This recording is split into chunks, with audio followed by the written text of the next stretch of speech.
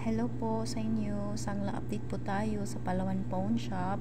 So nagsangla po ako ng bracelet 3.5 gram, 18 karat.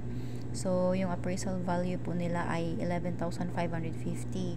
So divide ko po sa 3.5. So ang lumalabas po na per gram is 3,300 po.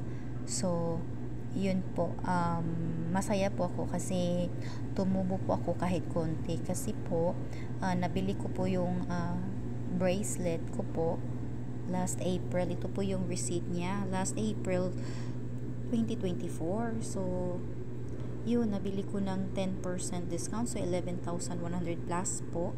So kung tapos yung tanggap nila ay 11,550 and deduct may interest pong 1%, so yung matitake home ko po nito ay 11,429. So yung bili ko ay 11,179. So tumubo na po tayo, no? Tumubo na po tayo. So masaya po ako na yung investment ko po na pulsera 18 karat ay may tubo na po kasi last April ko lang po ito nabili, April, tapos isinangla ko sa month of August 2024. So not bad, no? May tubo na po. So yun lang po yung masishare ko po na sa Palawan Pawn Shop, yung 18 karat nyo po per gram ngayon is 3,300 dito lang po sa amin.